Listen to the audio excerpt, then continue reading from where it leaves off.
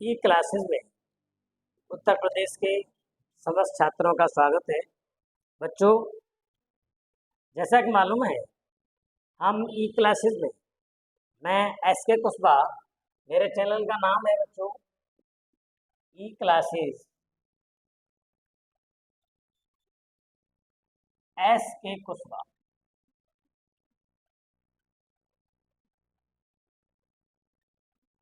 आप इस चैनल को यूट्यूब पर सर्च करें तो आपको हमारे सारे वीडियोस खुल जाएंगी। बच्चों, मैंने आपको हाई स्कूल का ये जो गणित पढ़ाया है, इसके कई वीडियोस मैंने आपके सामने रखे हैं, आपने शायद देखे हो। आज मैं आपको बहुपद, इस बहुपद का मैंने प्रश्नावली, ये जो इसकी प्रश्नावली 2A थी, ये पूरी सॉल्व कराई थी। आज मैं आपको प्रश्नावली 2B,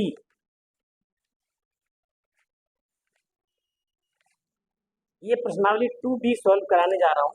देखिए, 2B को सॉल्व कराऊंगा।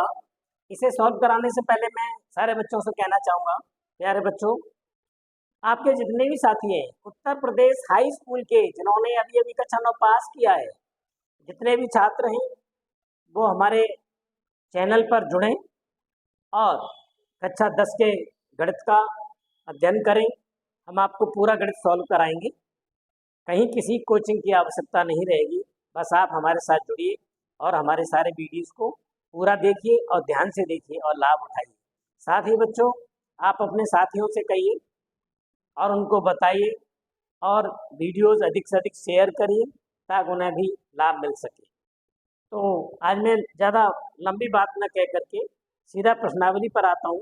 बच्चों, आज मैं प्रश्नावली 2B सॉल्व कराने जा रहा हूँ। देखिए 2B, और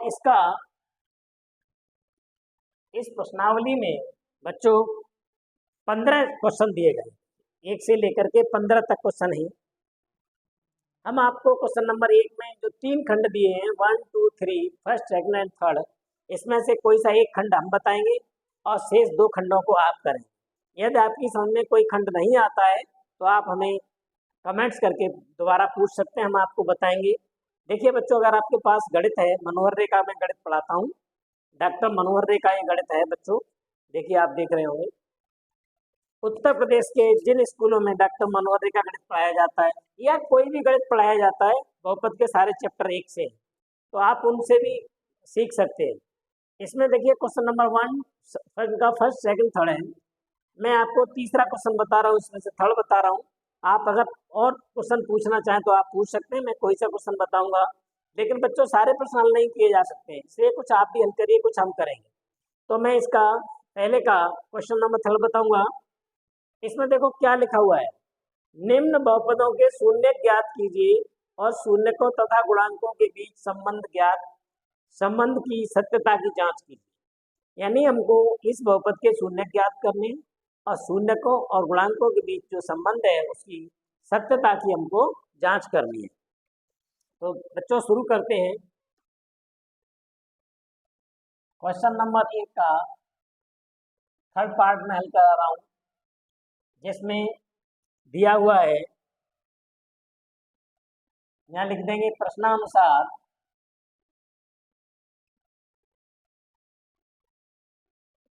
बहुपद बराबर, बहुपद दिया हुआ है 6x² -3 -7x। देखिए, ये बहुपद हमारा मानक रूप में नहीं है, इसलिए हम इसके मानक रूप में लिखते हैं। मानक रूप में लिखने के लिए हम इसे घातों के या तो अवरोही क्रम में लिखेंगे या आरोही क्रम में। तो मैं यहाँ इसको अब अवरोही क्रम में लिखूंगा, पहले 2 घात, फिर 1 घात वाला पद, फिर 1। तो यहाँ लिख देंगे मानक रूप में लिखने पर, मानक रूप में लिखने पर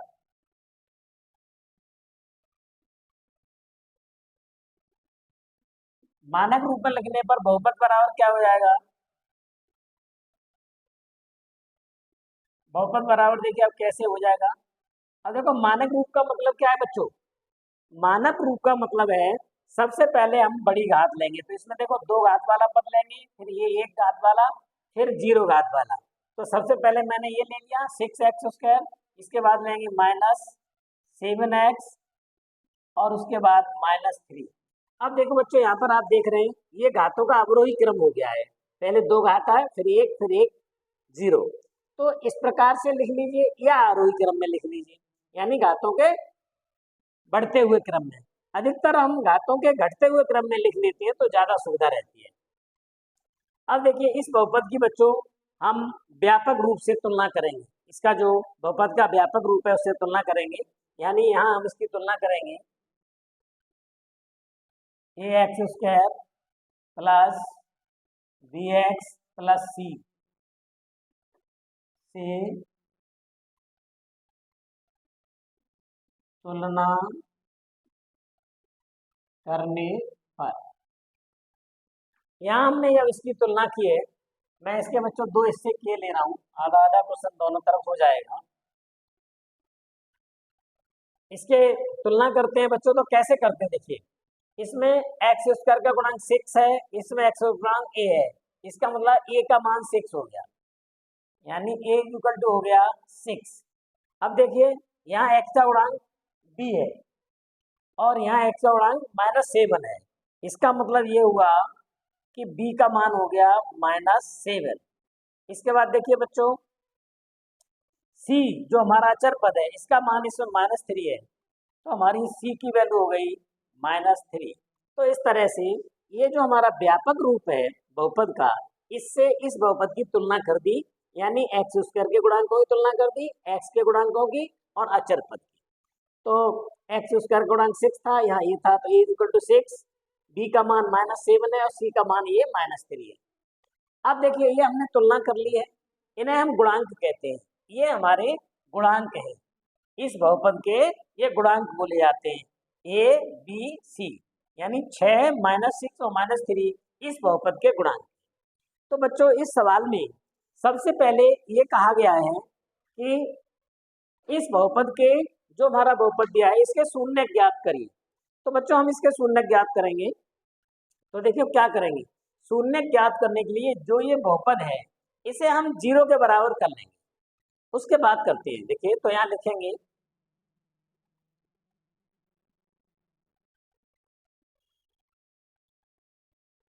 बहुपद को शून्य के बराबर रखने पर, इसको हम शून्य के बराबर रखेंगे। शून्य के बराबर रखने पर देखिए तो ये हमारा क्या हो जाएगा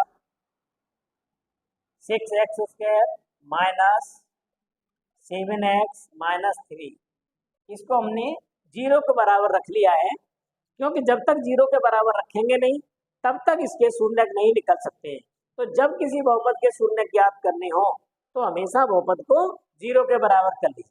इसके बाद ये जो बहुपद है इसके हम मध्य पद को बांट करके दो हिस्सों में बांट के इसे गुणनखंड करना चाहेंगे। तो देखिए इसका तरीका होता है कि जो x² का गुणांक है 6 और इधर की ये संख्या ले लीजिए अचर वाली 3, इन दोनों के गुणनखंड कर दीजिए, तो ये आ गए 18, इसके गुणा कर दीजिए, 6 और 3 का गुणा करिए 18 आ गए, यानी x² के गुणांक की और अचर पद का दोनों का गुणा कर दिए तो हमारा 18 आ रहा है, बल्कि -18 या -3 लीजिए। अब हम इस 18 के ऐसे दो गुणनखंड करेंगे जिनका योग अथवा अंतर इस 7 के बराबर आ जाए।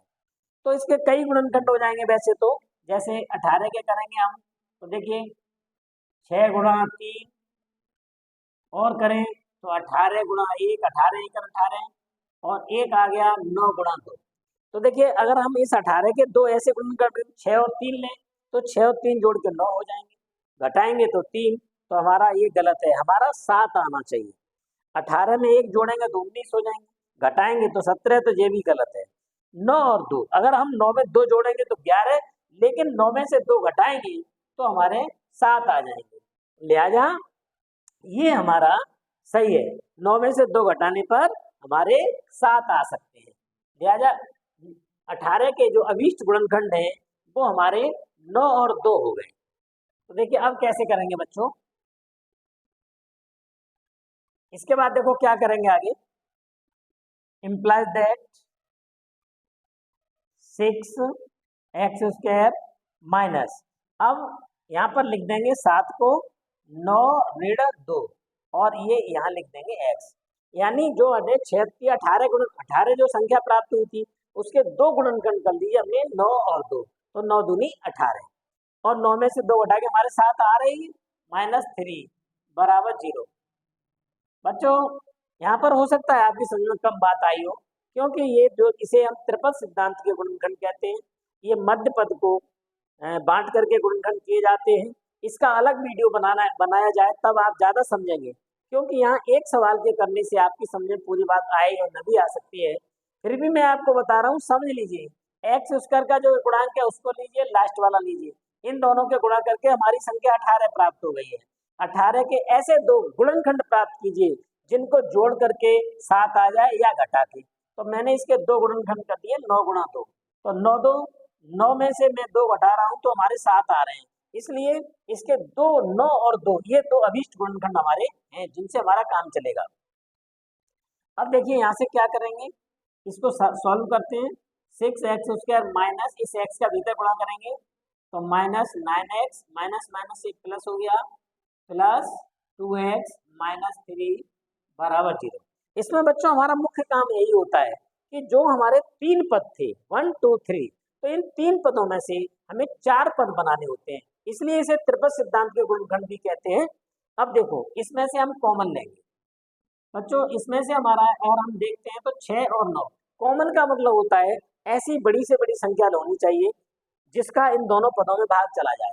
तो देखो पहले 6 और 9, इसमें से हमारी 3 बड़ी संख्या है जिससे 6 भी कट जाएंगे 9 भी कट जाएंगे, तो संख्या में तो हमारी 3 कॉमन आ गई। दूसरा x की यहाँ 2 घात है, यहाँ 1, तो कम घात कॉमन आ जाती है, तो इस तरह से हमारी x कॉमन आ गई।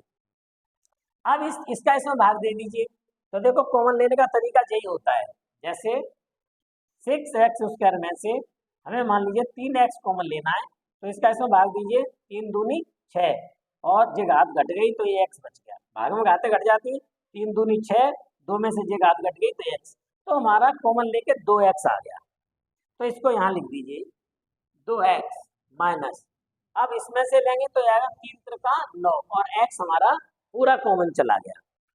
अब इसमें से देखिए 2x -3 में से कुछ भी कॉमन नहीं आ रहा है, जब कुछ भी कॉमन नहीं आता है तो एक कॉमन कर लेते हैं, ये एक कॉमन हो गया, तो यहाँ से हमारा 2x -3 ही बचेगा बराबर 0।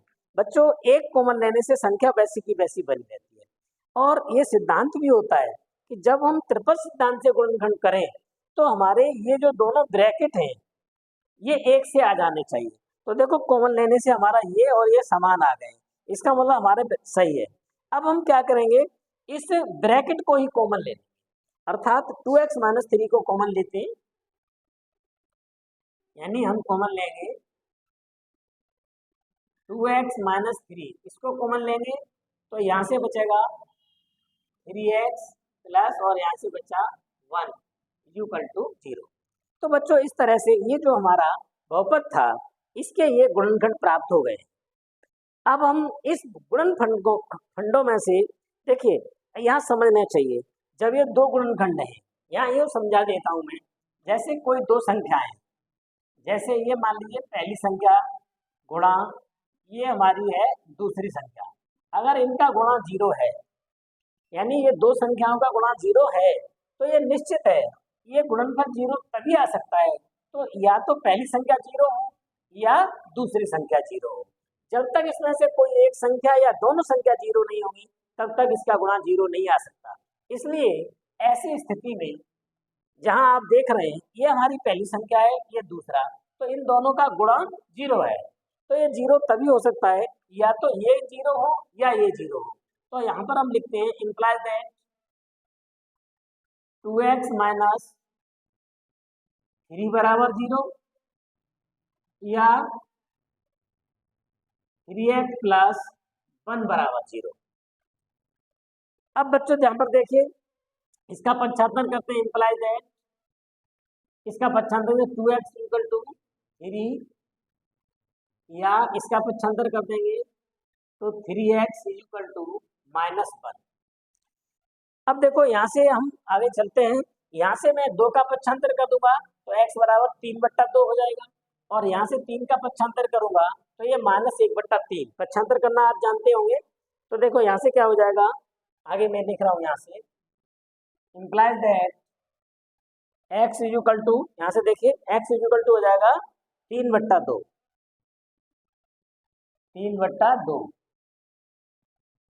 या यहाँ से क्या हो जाएगा, देखिए x equal to -1/3, x equal to -1/3।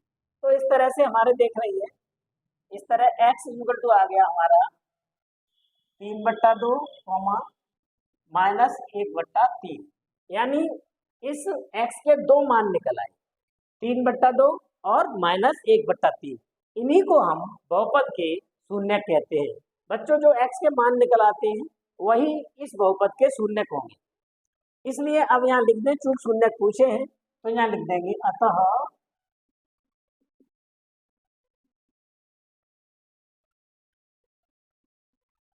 बहुपद के शून्य के बराबर हो गए 3/2, -1/3। ये हमारा एक आंसर है, जो शून्य पूछे थे सवाल में वहां तक आ गए, हमारे शून्य निकल आए। इसके बाद हमें क्या करना था, इसके बाद हमें इस बहुपद के ये जो गुणांक दिए हैं, इस बहुपद के गुणांकों और शून्यकों में संबंध की सत्यता की जांच करनी है। तो यहाँ हम लिख देंगे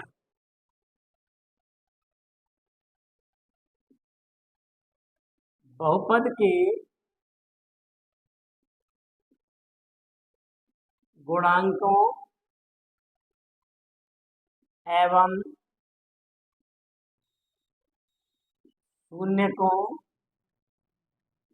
के मध्य संबंध की सत्यता की जांच। ये देखो मैंने लिख दिया है, ये दूसरा काम था। इसमें हमें करना था बहुपद के जो गुणांक हैं, ये ए बी सी यानी 6, 3, 7, इनमें और ये जो शून्य निकले इनके बीच संबंध की सत्यता की जांच करनी है। तो देखिए सबसे पहले देखिए फर्स्ट, अब संबंध की क्या, अब संबंध क्या होता है पहले ये तो समझ लें। संबंध ये होता है कि जो बहुपद का, देखो संबंध ये होता है कि बहुपद के जो शून्यक है वो शून्यकों का योगफल है, वो हमारा -b/a आना चाहिए, -b/a आना चाहिए, और जो शून्यकों के गुणनफल है वो हमारा c/a आना चाहिए। तो इसको हम, मैंने आपको वैसे इससे पहले वीडियोस देखी, मैंने आपसे कहा है कि इससे पहले मेरे बहुपद के वीडियोस पड़े हुए उनको देखिए, मैंने उसमें बहुपद और उसके गुणांकों और शून्यकों में जो संबंध है वह बहुत अच्छी तरह समझा दिया है। तो इसलिए पहले उन वीडियोस को देख लीजिए तो आपको अपने आप समझ में आएगा। मैं उनकी सत्यता की जांच करता हूँ। तो देखिए क्या करेंगे, यहाँ लिखेंगे बहुपद का योगफल, वो सॉरी शून्यकों का योगफल,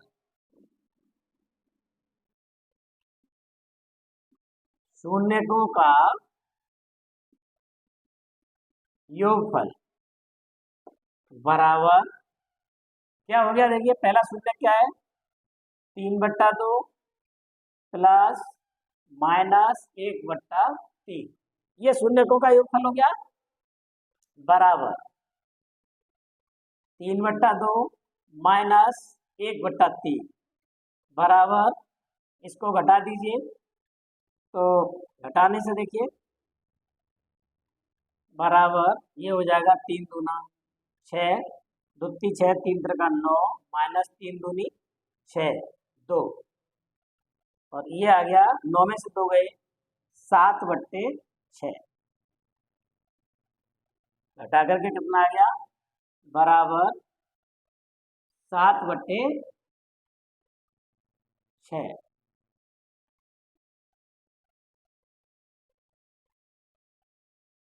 अब 7/6 आ गया। अब ये क्या है, 7 देखिए, 7 क्या होना चाहिए, बराबर।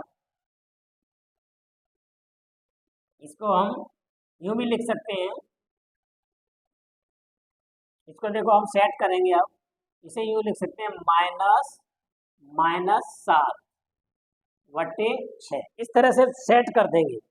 क्योंकि 7 को अगर मैं इस तरह से लिख दूंगा तो रेडियन का गुणा 7 ही हो गया, तो यानी इस चीज को हम ऐसे भी लिख सकते हैं। अब देखिए बराबर, अब देखिए ये माइनस तो बाहर लगा हुआ है, -7 क्या है आप देख रहे हैं, -7 हमारा बी है, यानी बी। तो मैं -7 की जगह पर लिख दूंगा बी बट्टे 6 क्या है हमारा, 6 हमारा ए है, तो यहाँ लिख देंगे ए। इस तरह से शून्यकों का योगफल आ गया -b/a। अब देखिए इसको क्या लिख सकते हैं, बराबर -b क्या है हमारा, यहां से देखिए ये जो b है, b हमारा ये जो 6 है, ये x² का गुणांक है। b क्या होता है, देखिए x² का गुणांक, x का गुणांक। तो यहां लिख देंगे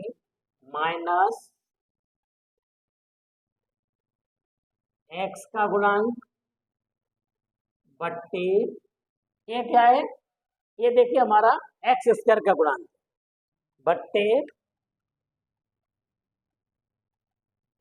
x² का गुणांक। तो बच्चों मैंने बताया यही संबंध होता है हमारा, कि जो शून्यकों का योगफल है वो हमारे -b/a कह लें, या x का गुणांक बट्टे -x का गुणांक बट्टे x² का गुणांक होता है। तो ये हमारा एक संबंध यहाँ पर आ गया है। अब इसके बाद देखिए दूसरा एक और होता है, मैं यहीं पर कर दूं। दूसरा होता है शून्यकों का गुणनफल। शून्यकों का, मैं जरा संभाल के कर रहा हूं बच्चों, ध्यान देना। शून्यकों का गुणनफल। अब गुणनफल करेंगे तो देखिए शून्य पहला कितना है, 3/2। तो यहाँ लिख देंगे 3/2 गुणा -1/3। तो यहाँ पर क्या है, 3 से 3 कट गया, तो ये कितना आ गया, बराबर -1/2। अब देखिए -1 आप देख रहे हैं, 1/2 है हमारा, इसको भी चेंज करके लिखेंगे बच्चों। इसमें हम 3 का गुणा करते हैं अपनी तरफ से, तो इसे लिख सकते हैं -3/6, 3/6। अब आप कह रहे हो क्यों कर लिया है, क्योंकि हमें इससे सेटिंग बनानी होती है। सी का मान -3 है हमारा, और हमारा आया 1/2। तो हम क्या करेंगे, या फिर एक काम करिए, इसे काटिए मत, ऐसे भी कर सकते हैं। चलो काटो मत तो आपका काम चल जाएगा। जैसे यहाँ पर लिख दें 3/2, ये पहला शून्य क्या है, 3/2 गुणा वो क्या है, -1/3। इनका गुणा कर दीजिए तो कितना हो गया, -3/6। अब -3 आप देख रहे हैं क्या है, सी। तो यहाँ लिख दीजिए बराबर c/6 क्या है हमारा, a, c/a। और बराबर इसको कह सकते हैं अचर पर बट्टे x² का गुणा।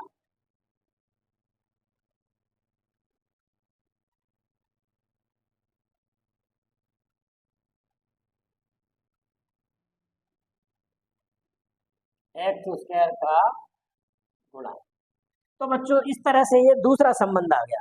तो शून्यकों में और इन गुणांकों में हमारा बहुपद का यही दो संबंध होते हैं, कि शून्यकों का योगफल होता है वो हमारा -x का गुणांक बट्टे x का गुणांक होता है, और शून्यकों का गुणनफल ये होता है अचर पद बट्टे x² का गुणांक। तो इस तरह से हमारे शून्यकों में और गुणांकों में जो संबंध था वो उसकी सत्यता की जांच हो गई है। हमारे शून्यकों से जो संबंध है वो सही निकला है बिल्कुल दोनों जगह। इसका मतलब इस क्वेश्चन में ये क्वेश्चन हमारा बिल्कुल ठीक है। अब आपकी समझ में ये क्वेश्चन आ गया होगा। अगर कहीं कोई दिक्कत आए तो आप पूछ सकते हैं, इसे बच्चों आप नोट कर लीजिए।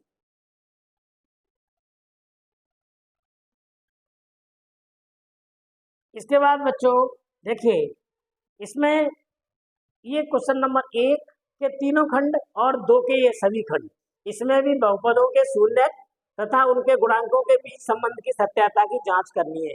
अर्थात ये पहला क्वेश्चन और दूसरा क्वेश्चन बिल्कुल सेम है। अगर आपसे नहीं प्रश्न करना आते हैं तो आप मुझे कमेंट्स करिए। वैसे जो मैंने अभी क्वेश्चन कराया था, ये तीसरा खंड, ये उसके बराबर है। अब मैं आपको तीसरा क्वेश्चन बता रहा हूँ। देखिए question number 3, question number 3, question number 3 में है, देखिए, यदि बहुपद 2x² plus 3x plus lambda का एक शून्य 1/2 है तो लेमडा का मान ज्ञात करिए। ये तीसरा क्वेश्चन। तो इसको देखिए कैसे करेंगे। सबसे पहले लिखेंगे प्रश्नानुसार। प्रश्नानुसार बहुपद, बहुपद बराबर दिया है 2x² plus 3x plus lambda, 2x² plus 3x plus lambda. एक तो ये दिया है तथा एक शून्य दिया है, तथा एक शून्य बराबर दिया है 1/2। और हमें क्या करना है, यहाँ पर हमको लेमडा का मान ज्ञात करना है। ये हमारा बहुपद दिया है, एक शून्य दिया है और हमको लेमडा की वैल्यू ज्ञात करनी है। इसे लेमडा बोलते हैं। तो लेमडा के आगे मैंने प्रश्नवाचक चिन्ह लगा दिया है, अर्थात इसका मान हमको ज्ञात करना है। अब देखिए बच्चों कैसे करेंगे। ध्यान रखिए, हमारा जो शून्य होता है वो हमेशा इस बहुपद को शून्य कर देता है। तो यहाँ पर क्या हो जाएगा, देखिए, बहुपद में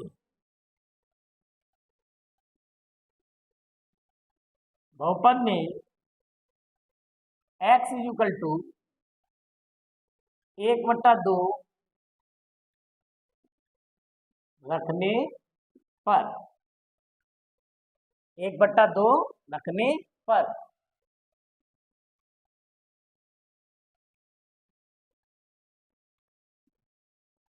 बहुपद का मान शून्य होना चाहिए।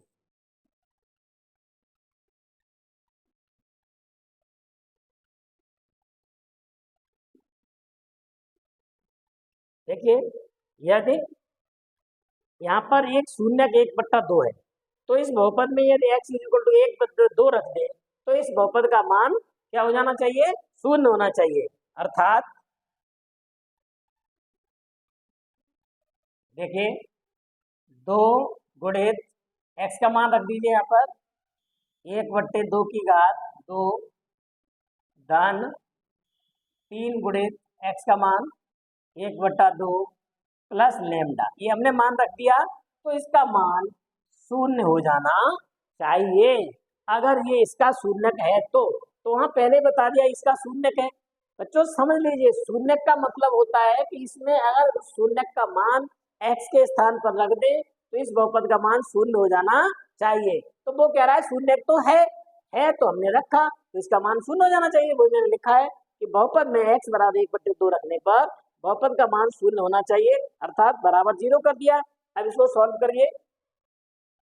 इम्प्लाइज दैट 2 गुणित इसका वर्ग कर देंगे तो ये 1/4 हो जाएगा, धन इसका गुणा कर दीजिए तो 3/2 हो जाएगा, प्लस लेमडा इक्वल टू 0। यहाँ पर देखिए ये कितना हो जाएगा, आप इसको काट सकते हैं, 2 से 4 कट जाएंगे, 2 एकम 2, 2 दूना 4, तो ये हो गया 1/2 धन 3/2 प्लस लेमडा इक्वल टू 0।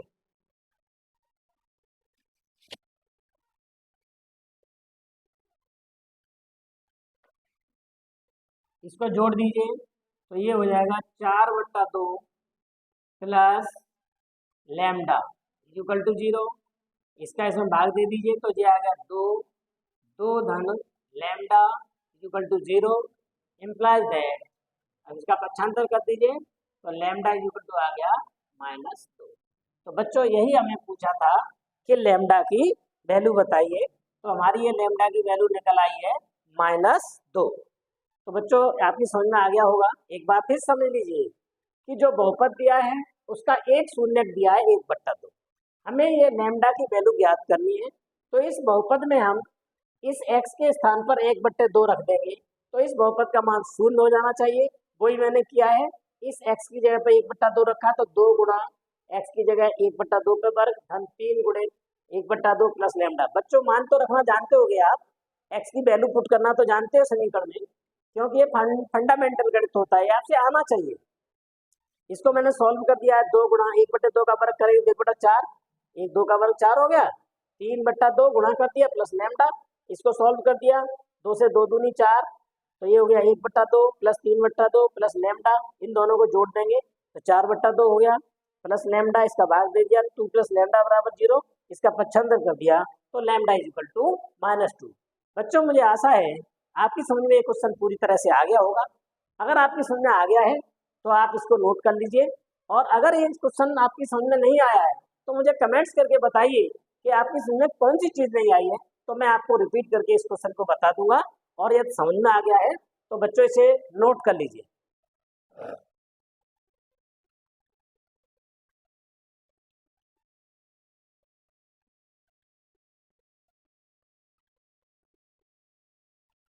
प्यारे बच्चों, मैंने आपको आज प्रश्नावली 2B के क्वेश्चन नंबर पहले का थर्ड खंड और क्वेश्चन नंबर 3 बताए हैं। दोनों प्रश्न मैंने आपको बहुत अच्छी तरह से समझाए हैं। यदि आपकी समझ में आ गए हो तो प्लीज़ आप मेरे इस चैनल को सब्सक्राइब करिए, अपने मित्रों को ज़्यादा से ज़्यादा बताइए ताकि उन्हें गणित का अधिक से अधिक ज्ञान हो सके। बच्चों एक बात और ध्यान रखिए कि जो क्वेश्चन मैं छोड़ देता हूँ, अगर उनमें से कोई भी क्वेश्चन आपको पूछना है तो मुझे कमेंट्स करके बताइए, तो मैं आपको उस क्वेश्चन को अगले वीडियो में बता दूंगा। तो प्यारे बच्चों, आप हमारे चैनल को सब्सक्राइब करिए। हमारे चैनल का नाम है ई क्लासेस SK कुशवाहा। मैं बार बार बताता हूँ, आप नोट कर लीजिए, और आपको नई नई क्लासें देखने को मिलेंगी। आप ध्यानपूर्वक पढ़िए और पूरा वीडियो देखा करिए, तो आपको जब आप पूरा समझेंगे तो आपकी समझ में क्वेश्चन भी आएगा। बच्चों आज की क्लास हम यहीं पर समाप्त करते हैं। बाय बच्चों।